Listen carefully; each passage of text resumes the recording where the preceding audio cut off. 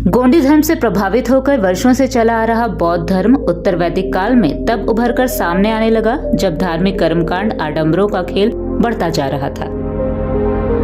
अधिकांश लोग अंधविश्वास धार्मिक कर्मकांड से तंग आ गए थे और अब वह धार्मिक सुधार चाहते थे। ऐसे में समाज दो वर्गों में बंट रहा था, एक आस्तिक लोगों का और दूसरा नास्तिक लोगों का। आस्तिक लोग देवी देवता, मूर्ति पूजा और ईश्वर में विश्वास रखते थे, जबकि नास्तिक लोग इन सब से परे प्रकृति और मानवता में विश्वास रखते थे। उनका प्रकृति और मानवता के प्रति अटूट विश्वास इसलिए था क्योंकि वह वर्ग बौद्ध धर्म को मानता था, जिसकी शुरुआत लगभग 563 ईसा पूर्व में हुई, जिसकी स्थापना 2600 वर्ष पहले गौतम बुद्ध ने की थी। इस काल को धार्मिक सुधार का काल भी कहा गया क्योंकि इस काल में ब्राह्मणों के वर्चस्व को कड़ी चुनौती मिली और यह धर्म आगे चलकर दुनिया का चौथा सबसे बड़ा धर्म कहलाया। इसके 520 मिलियन से अधिक अनुयायी हैं, जो वैश्विक आबादी का 7% से अधिक है, जिसे बौद्धों के रूप में जाना जाता है। इस धर्म के लोग अधिकतर चीन, कोरिया, जापान, श्रीलंका, भारत आदि देशों में रहते हैं। बौद्ध धर्म की उत्पत्ति की बात की जाए तो इसकी उत्पत्ति ईसाई और इस्लाम धर्म से पहले हुई थी। लेकिन अगर आप सबसे पहला धर्म कौन सा है इस बारे में जानना चाहते हैं तो इस पर मैंने वीडियो बनाई हुई है, जिसका लिंक डिस्क्रिप्शन बॉक्स में दिया जा रहा है। आप उस लिंक पर क्लिक करके उस वीडियो को देख सकते हैं। गौतम बुद्ध को कुछ लोग भगवान या भगवान का अवतार मानते हैं, जबकि गौतम बुद्ध कोई भगवान के अवतार या भगवान नहीं थे, बल्कि बुद्ध एक विचारधारा है जिनकी विचारधारा को संसार के अनेक लोग मानते हैं, जिन्होंने संसार में आके एनिमिज्म की बात कही। बुद्ध एक साधारण मनुष्य थे जो क्षत्रिय कुल में पैदा हुए थे, जिनका जन्म 563 ईसा पूर्व में नेपाल के लुम्बिनी के कपिलवस्तु में शाक्यों के राजा शुद्धोधन के यहाँ वैशाख पूर्णिमा के दिन हुआ था। हालांकि कई इतिहासकारों ने गौतम बुद्ध का जन्म 623 ईसा पूर्व बताया है, लेकिन प्रमाणों के आधार पर जो सिद्ध हुआ है वह 563 ईसा पूर्व हुआ है। यह बात डॉक्टर भीमराव अंबेडकर ने अपनी पुस्तक बुद्ध और उनका धम्म में भी लिखी है। लेकिन यहाँ एक बात सुनकर आपको बहुत हैरानी होने वाली है कि गौतम बुद्ध का असली नाम सिद्धार्थ नहीं था बल्कि सुकीति था, जो भाषा वैज्ञानिकों का कहना है। भाषा विज्ञान कहता है कि सिद्धार्थ नाम संस्कृत का शब्द है और संस्कृत बुद्धकालीन भाषा नहीं है। बौद्धकालीन भाषा तो प्राकृतिक पाली है और लिपि धम्म लिपि है। हालांकि सिद्धार्थ नाम गौतम बुद्ध को उनके अनुयायियों ने दिया था। इस बात की पुष्टि भारत के जाने माने इतिहासकार डॉक्टर राजेंद्र प्रसाद सिंह ने भी की है। गौतम बुद्ध एक राजा के पुत्र थे और उनका जीवन एक राजकुमार की भांति बीत रहा था। लेकिन पिता को एक बात की चिंता अंदर ही अंदर सता रही थी, क्योंकि जब उनका जन्म हुआ था तो राजा शुद्धोधन ने एक पंडित से उनकी जन्म कुंडली दिखवाई थी, जिसमें पंडित ने कहा था कि यह बालक या तो आगे चलकर महान राजा बनेगा या फिर एक सन्यासी। पुत्र के बारे में ऐसी बातें सुनकर कोई भी पिता अपने बेटे को सन्यासी बनते कैसे देख सकता था। इसी सोच में उन्होंने राजकुमार सिद्धार्थ को राजमहल के ऐशो आराम से बाहर निकलने नहीं दिया, क्योंकि उन्हें डर था कि अगर वह बाहर के लोगों का दुख दर्द देखेंगे तो हो सकता है कि उनका हृदय परिवर्तन हो जाए। समय बीतता गया, धीरे धीरे सिद्धार्थ विवाह योग्य हो गए। राजा शुद्धोधन ने उनका विवाह यशोधरा से कर दिया। लेकिन एक दिन सिद्धार्थ का मन राजमहल से बाहर निकलकर भ्रमण करने का हुआ। भ्रमण करने के लिए जब सिद्धार्थ अपने सारथी और सैनिकों के साथ राजमहल से बाहर निकले तो उन्होंने रास्ते में कई जगह ऐसे दृश्य देखे जिसने उन्हें अंदर से झकझोर दिया। भ्रमण के दौरान उन्होंने इंसानों को कई तकलीफों, पीड़ाओं से तड़पते हुए देखा तो वो भाव विभोर हो गए। उनके मन में अनेक विचार उत्पन्न होने लगे कि संसार में इतना दुख दर्द क्यों है। इन सवालों से घिरे राजकुमार सिद्धार्थ राजमहल लौट आए, लेकिन उनका मन इन सवालों के जवाब पाने के लिए बेचैन था।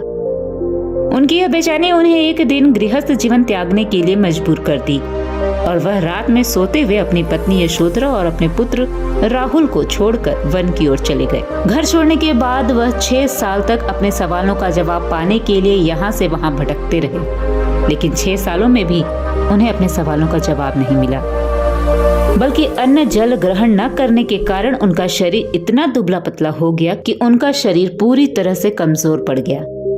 कमजोरी की इस अवस्था में जब उन्होंने अपने पेट की त्वचा को स्पर्श किया तो उनका हाथ सीधे रीढ़ में लगा। अपनी इस हालत पर उन्होंने सोचा कि अगर मुझे सत्य को जानना है तो मेरा जीवित रहना भी जरूरी है। इस सोच के बाद उन्होंने भिक्षा मांगकर अपना जीवन व्यतीत करना शुरू किया। योग साधना और कड़ी तपस्या से अपने अंतर मन को शांत किया और मन में उठ रहे सवालों का जवाब ढूंढना शुरू किया। बसंत का समय था। महात्मा बुद्ध बोध वृक्ष के नीचे बैठकर तपस्या कर रहे थे। तभी उन्हें यह बात समझ आई कि दुख की असली वजह क्या है और उसे दूर किस तरह किया जा सकता है। उन्होंने इस रास्ते को मध्य मार्ग का रास्ता कहा, जिसमें बहुत अधिक मोह और बहुत अधिक वैराग्य दोनों से बचने की बात कही गई है और जीवन को एक बैलेंस में जीने की बात पर जोर दिया गया है। उन्होंने जाना कि इस दुनिया में जो भी घट रहा है उसके पीछे कोई ना कोई कारण है। अगर हमारा जन्म हुआ है तो उसका भी कोई कारण है और हमारी मृत्यु होगी तो उसका भी कोई कारण होगा। हम इस ब्रह्मांड का ही हिस्सा हैं, जिसमें हम दो हिस्सों में बटे हुए हैं। पहला हिस्सा शरीर का है और दूसरा हिस्सा मन का है। मन वही है जो इंसान को उसके शरीर से काम करवाती है। अगर हमारा मन अच्छे कर्म करने का है तो हम अच्छे कर्म करेंगे और अगर बुरा करने का है तो हम बुरे कर्म करेंगे। गौतम बुद्ध अपनी सभी इंद्रियों को नियंत्रित रखने का उपदेश देते हैं। गौतम बुद्ध पुनर्जन्म और आत्मा को नहीं मानते हैं। बौद्ध धर्म सिखाता है कि किस तरह मनुष्य प्रकृति की इच्छा और अज्ञानता के कारण होने वाली पीड़ा को दूर कर सकता है, मृत्यु और पुनर्जन्म के चक्र को समाप्त करके व्यक्तिगत आत्मा को पार कर सकता है। उनकी यह शिक्षा धम्म कहलाई। बौद्ध धर्म ने धम्म को महत्व दिया है, जबकि धर्म को कोई स्थान नहीं दिया गया है, क्योंकि धर्म में अलग अलग जातियों के लिए अलग अलग विधियां बताई गई हैं, जबकि धम्म जो संस्कृत के निकट धर्म से ताल्लुक रखता है, लेकिन धम्म में समस्त प्राणियों को एक ही दृष्टि से देखा गया है। बुद्ध की विचारधारा जहाँ ब्राह्मणों की शिक्षा संस्कृत को देवताओं की भाषा और वेदों को निचली जातियों महिलाओं के लिए वर्जित बताया, तो वहीं बुद्ध की विचारधारा में संस्कृत की बजाय स्थानीय बोली का उपयोग किया गया है। शिक्षा का अधिकार चाहे वह महिलाएं हों या निचले वर्ग के लोग, सभी को मिलने की बात कही गई है। बुद्ध ने पुरोहितों की विचारधारा का विरोध किया। ब्राह्मण कहते हैं कि किसी व्यक्ति की क्षमता और उसके कर्म उसकी जाति के आधार पर तय होते हैं, लेकिन बुद्ध ने इस विचारधारा को मानने से इनकार कर दिया। उन्होंने जन्म आधारित योग्यता की जगह कर्म आधारित योग्यता पर जोर दिया। उनकी शिक्षा का प्रचार मौखिक रूप से हुआ। इस तरह बौद्ध धर्म में अनेक उपदेश दिए गए हैं जो इंसान को अष्टांगिक मार्ग पर चलना सिखाते हैं। 80 वर्ष की उम्र तक गौतम बुद्ध अपने संदेश के माध्यम से लोगों को जागृत करते रहे और गौतम बुद्ध की मृत्यु 483 ईस्वी कुशीनारा में हुई। बौद्ध धर्म के अनुयायी इसे महापरिनिर्वाण कहते हैं, लेकिन उनकी मृत्यु के मत में बौद्ध बुद्धिजीवियों और इतिहासकारों का एक मत नहीं है। बहरहाल उनकी शिक्षा का प्रचार मौखिक रूप में हुआ, लेकिन गौतम बुद्ध द्वारा दी गई शिक्षा का प्रचार प्रसार सबसे ज्यादा राजा कनिष्क और सम्राट अशोक ने किया। संसार के कई जगहों पर जाकर उन्होंने बौद्ध धर्म का प्रचार प्रसार किया। 1000 वर्षों तक इसका प्रचार प्रसार जोरों से हुआ, लेकिन धीरे धीरे बौद्ध धर्म के प्रचार प्रसार में गिरावट आती गई, जिसकी कई वजह बताई जाती है, जिनमें एक वजह हिंदू धर्म के प्रति शत्रुता और बहुसंख्य वर्ग द्वारा हिंदू धर्म को प्रमुखता दिया जाना बताया जाता है।